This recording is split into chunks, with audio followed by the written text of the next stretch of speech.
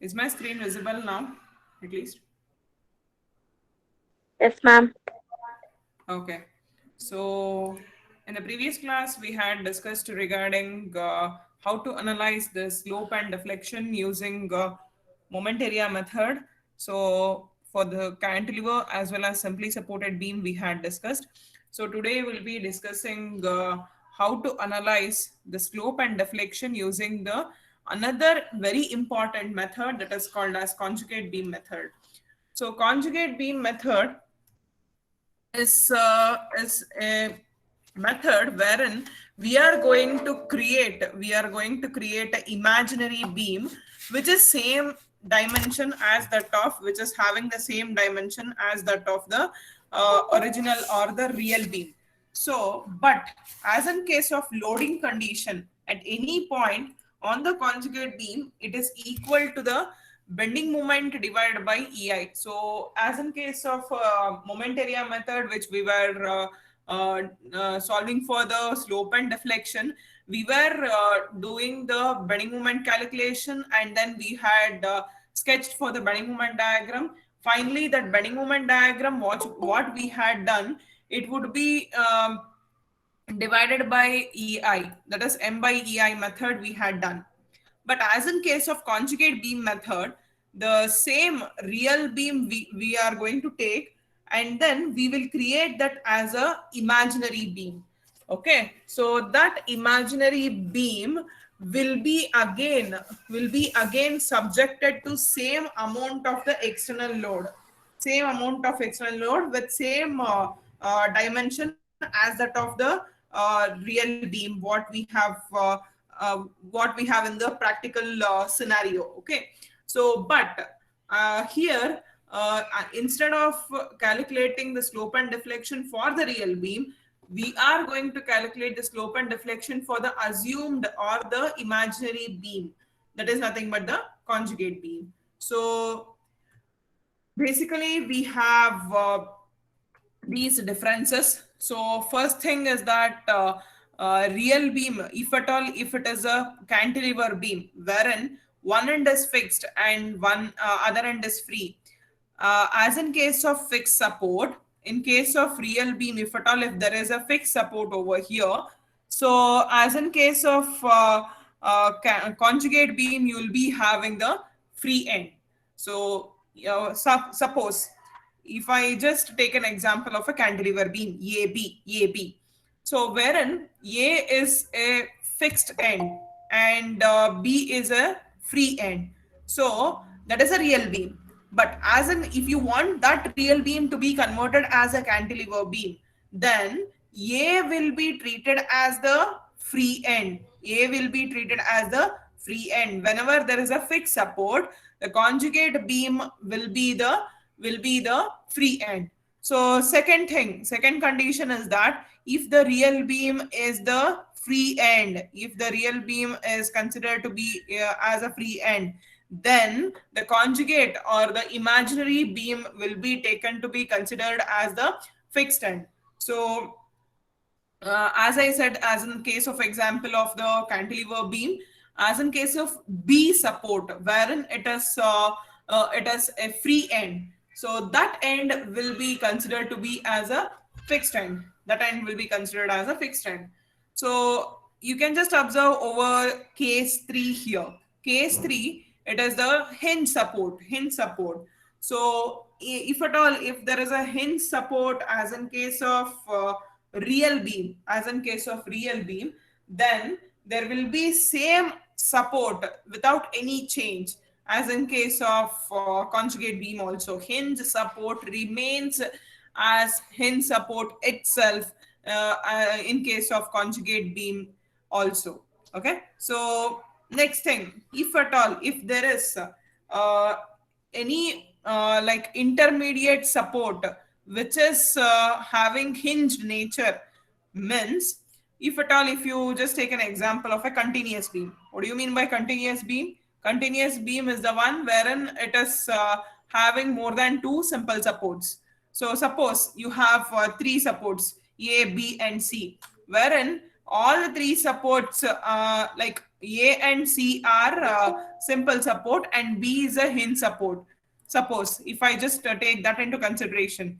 So if the hinge support is in the mid or in the intermediate side of the beam, then that will be converted as a hinge, internal hinge, like this. It will be converted as a internal hinge. So this is the representation of the internal hinge. If at all, if there is internal hinge over here, if at all, if there is an internal hinge over here, so then that part will be considered to be as a pin support as in case of conjugate beam. Got it? Is this clear, all of you? Yes. Yes, ma'am.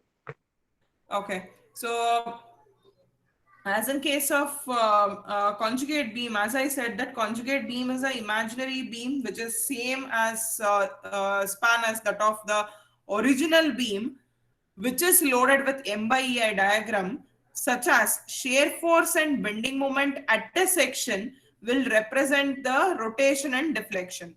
So as in case of conjugate beam method, shear force represents the slope of a beam, and bending moment represents the deflection of the beam, original beam. Okay, so one you just make a note.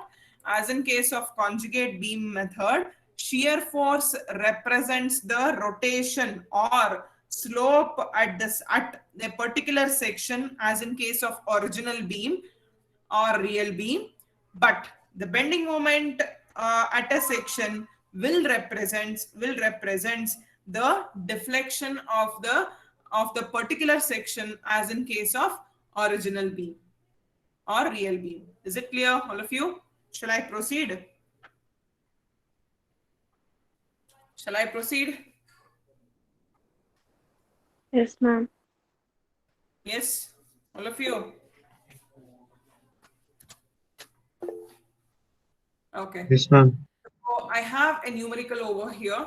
So this is a very important numerical. So here we have been given a cantilever beam, so which is having a two concentrated load, which is at point B of magnitude equal to 10 kilonewton, and at point C it is having the magnitude of 20 kilonewton. And you can just notice over here, point B is having the distance of 1.5 meter from that of A, and that of C it is 2 meters from that of B. And also you can just observe over here. So you have 2I and 1.5I. What do you mean by that?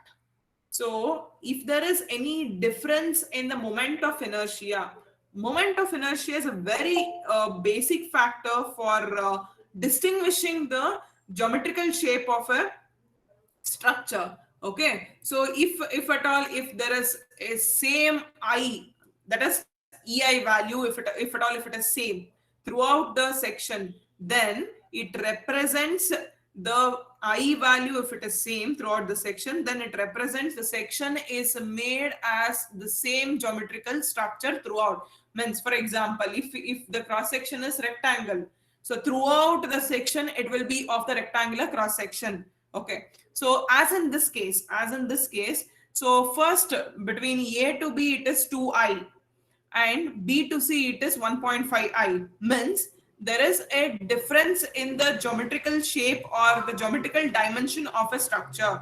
Means suppose BC will be of smaller dimension of rectangle, and AB will be of larger dimension of the rectangle. That is the indication of difference of I value. Understood? So next thing, if at all, if there is E value remains constant. So if there is E value remains constant, means the overall beam is made of single material. The overall beam will be made of single material. Suppose the value of Young's modulus or E, or the modulus of elasticity, if at all, if it is different, suppose if I get for AB as some 2 into 10 power 5 and for BC as 1 into 10 power 5, like that, then in that case it represents that the beam is made of different material. AB, if at all, if it is 2 into 10 power 5, then it will be made of steel. So BC, if at all, if it is 1 into 10 power 5, just for example, so it is made of copper, like that. So E represents the E represents the material of a beam, and I represents the geometrical dimension of the beam. Okay, is it clear, all of you? So if I just proceed here, so in the question they have asked to calculate the slope and deflection for the cantilever beam, and here they have not mentioned that at which part of the cantilever beam you need to calculate the slope and deflection. So here you have two loaded points. One is point B and one is point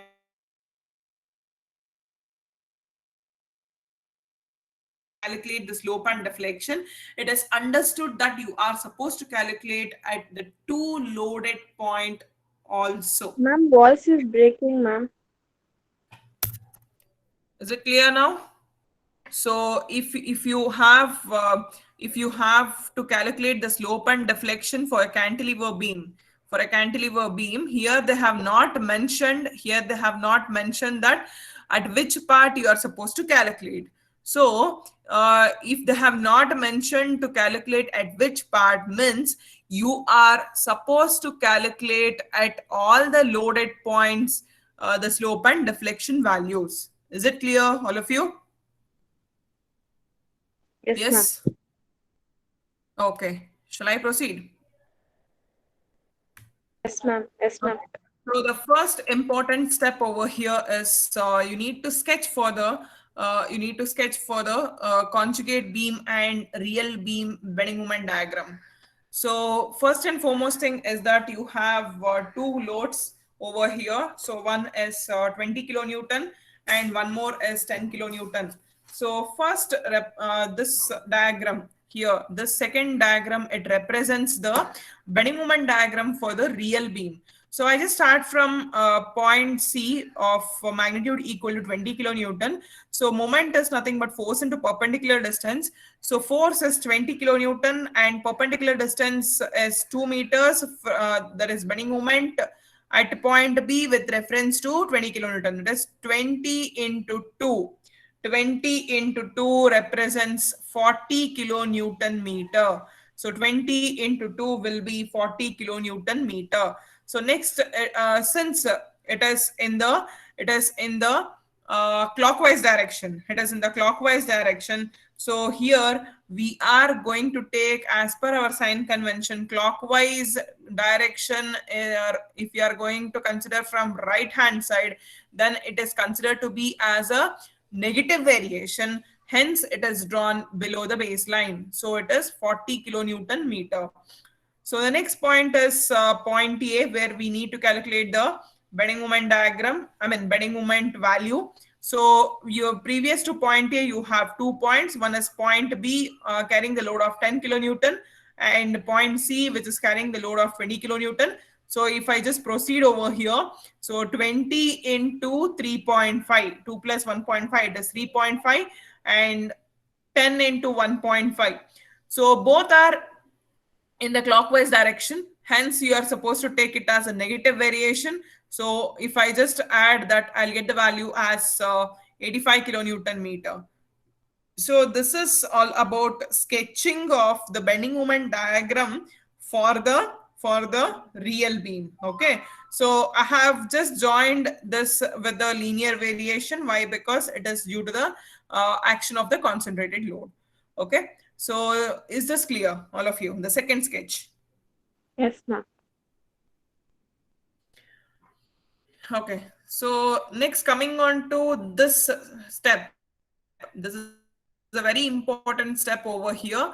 So converting the bending moment of the real beam to that of the conjugate beam. So converting the bending moment diagram of the real beam to that of the conjugate beam. So I just start from point C over here. So as there is a representation here, so in this slide we have checked that free end will be represented as a fixed end. So here C is a free end, C is a free end. Therefore, I have converted it as a fixed end. Therefore, I have converted it as a fixed end. And then you have the load of, I mean, the moment of 40 kilonewton over the point B due to the action of 20 kilonewton load at point C. So, and also you can notice that the conjugate beam is nothing but the bending moment diagram divided by EI, M by EI. Okay, so here you need to divide by the value of I, whichever you have been given over here. Okay, so here you have at exactly at point B. Point B, it is the intermediate point between the two I values, that is 2I and 1.5I. There are two I values at exactly at point B. So one is 1.5I and one is 2I. So if I just go with 1.5I first, so the 40 is the overall value of the bending moment diagram exactly at point B. So 40 divided by 1.5I comes on to be equal to 26.67 divided by EI. So for the value of 1.5I, so 1.5 EI, so the value of bending moment diagram, that is M by EI value, will be equal to 26.67. So again, I have the I value as 2I also in case of point B. So therefore, 40 is a total, moment at point B. So you just divide that 40 divided by 2I. So that will be the total M by EI value for the point B for 2I moment of inertia respectively. Is it clear? And then you need to join it with the linear variation. So next thing is that 85 kilonewton meter. So as in case of 85 kilonewton meter, it is exactly at point A. So this point A, it is situated with the moment of inertia value as 2I. So therefore, 85 should be divided by 2I in order to get the M by EI diagram for A, point A. So therefore 85 divided by 2I will give you the value as 42.5 divided by EI. So this is the variation of M by EI diagram for the conjugate as well as the real beam. Is it clear? Do you want me to repeat it once again or shall I proceed?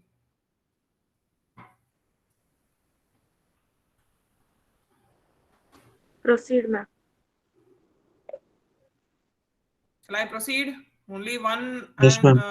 I'm getting. Okay. Okay. So here, the next thing is that, so in order to calculate the slope, they have mentioned in the question that to calculate slope and deflection. So we need to calculate slope and deflection at exactly at both the points, both the loaded points. So therefore, I just start from point C. So before starting to calculate the slope at any point, so I said that in case of a conjugate beam method, you are going to take the M by EI diagram of the conjugate beam only, not the real beam. So therefore, the second diagram here, which we have just now drawn, that diagram you are supposed to consider for calculation of slope as well as deflection. So as I said in the introduction of the conjugate beam method, so here slope as in case of real beam will be exactly equal to shear force of conjugate beam. So here shear force can be calculated as area of this respective geometrical structure. Okay, so here theta c means c is this point. So I need to calculate the value of the slope. So therefore I have three different structures over here. So one is this triangle, another is this is a triangle, and one more is a rectangle. So if I just start from this triangle, so it is 0.5, that is half into base distance is 2 meters and height is 26.67. Height is 26.67. So no doubt all the variation will be considered to be as negative. Why? Because all are drawn below the baseline. So therefore it is half into 2 into 26.67, and then plus the overall will be multiplied by minus, don't worry with that. So plus, so this rectangle, this portion of the rectangle, so it is 40 divided by 2i, which I have got it as 20 by ei. So if I just project that, overall will become as a rectangle with 2 meter as sorry, 1.5 meter as a base distance. So it is 1.5 into 20 by ei, means width into depth, the area of the rectangle, width into depth. So next is for this triangle, so it is half into base distance is 1.5 meter, and height will be height between this height between at this level, not from the base level, because from the base level we have taken as the area of the rectangle. So we need to deduct that 20. So from 42.5. So the remaining will be 22.5 at this level, exactly at this level. Okay. So it is half into 1.5 into 22.5 divided by EI. The overall value of theta C, that is slope at C point, will be 73.55 divided by EI. 73.55 divided by EI is the value of shear force or slope as in case of point C. Okay. So next is calculation of slope at point B. So as in case of calculation of slope at point B, so we are going to consider this point. We are going to consider this point because point B is exactly over here. So therefore theta B we are supposed to calculate. So in order to calculate theta B, we are going to calculate the area of the respective geometrical structures. So here only we have two geometrical structures here. One is a rectangle and one more is a triangle. So therefore, which is having the common base of 1.5 meters. So therefore, yeah, I just start from the rectangular portion over here. So it is 1.5 into 20 divided by EI. And second one is a 0.5, that is half into base distance is 1.5, and the height will be 42.5 minus 20, that is 22.5 divided by EI. So this value is also in the negative variation. Means negative variation shows that the theta value will be in the anti-clockwise direction. Theta value will be in the anti-clockwise direction. So it is 46.87 divided by EI. It is in terms of radians, minus 46.87 divided by EI. Radians. So negative sign indicates that it is in the anti-clockwise direction. So the next thing is we need to calculate the deflection. So deflection at point C. Again, we are going to take the the conjugate beam into the consideration itself. So as in case of calculation of bending moment, deflection. So as in case of conjugate beam method, I said that slope represents the shear force, deflection represents the bending moment. So therefore, as in case of deflection, it is nothing but the bending moment diagram. So, but it is the same calculation as that of the moment area method, which we have done, area multiplied by the centroidal distance. So I just start from point C. So here you just make a note that, so if you are calculating the deflection at some point, then exactly from that point you are going to calculate the centroidal distance. In particular, in this slide, we are going to calculate deflection exactly at point C means.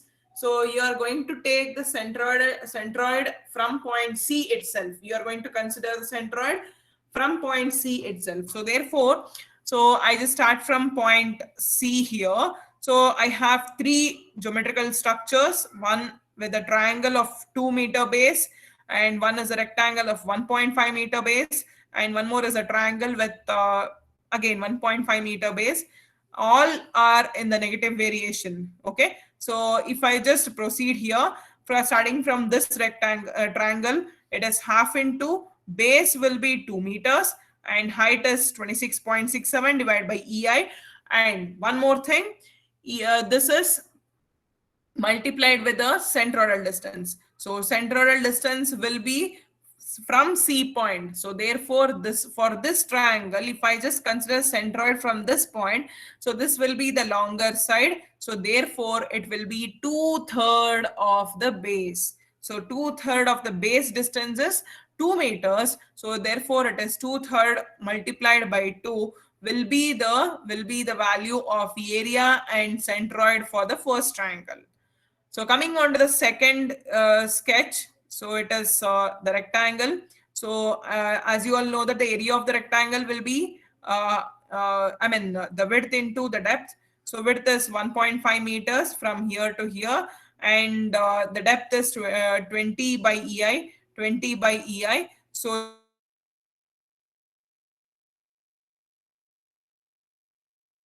to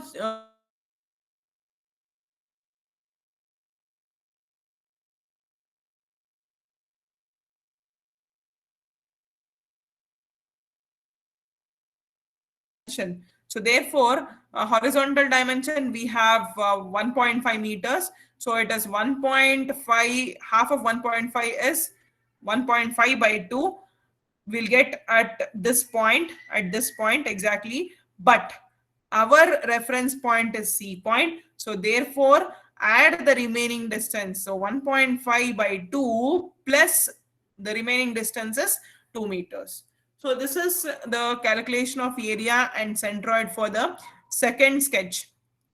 So coming on to the area and centroid for the third sketch, it is half into base is 1.5, height is 22.5 divided by EI, and then so if this is the longer side of the triangle, so it is 2/3 of the base distance is 1.5.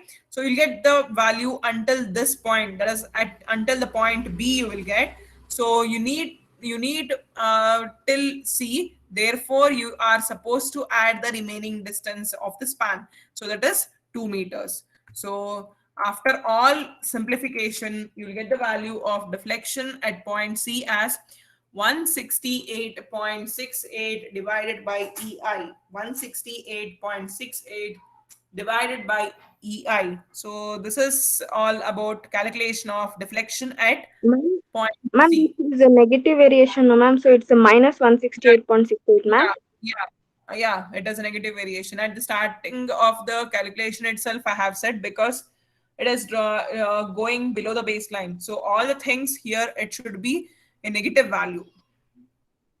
Okay, so it is minus 168.68 divided by EI. So if the deflection is in the negative way, so that indicates that it is going in the downward direction. Okay, so next point is that deflection at point B. So deflection at point B. So here, in order to calculate the deflection at point B, so we have the bending moment diagram, from which B has to be considered as a reference point. So it is nothing but area multiplied by the centroidal distance. So point B should be considered as a centroidal distance. So we have only two geometrical shape over here. One is a rectangle and one more is a triangle. So first one will be the rectangle, 1.5 into 20 by EI, and the multiplied by the centroidal distance means half of this distance. So it will be until this point, that is B point. So we require until the B point itself. So therefore 1.5 by 2. That's it. So next thing is this triangle. So wherein it is equal to half into base is 1.5 into 22.5 divided by EI into. So this is our reference point. So from this point, if we are going to calculate the centroidal distance, this is the longer side of the triangle. So therefore, it will be 2/3 of this base. So 2/3 of the base distance is 1.5 meter. So it is 2/3 of 1.5. So the value finally we'll get it as 39.37 divided by EI. And again, it is a negative variation, that is minus 39.37 divided by EI. Why? Because it is going in the downward direction. Any confusions? Any doubts? No, ma'am.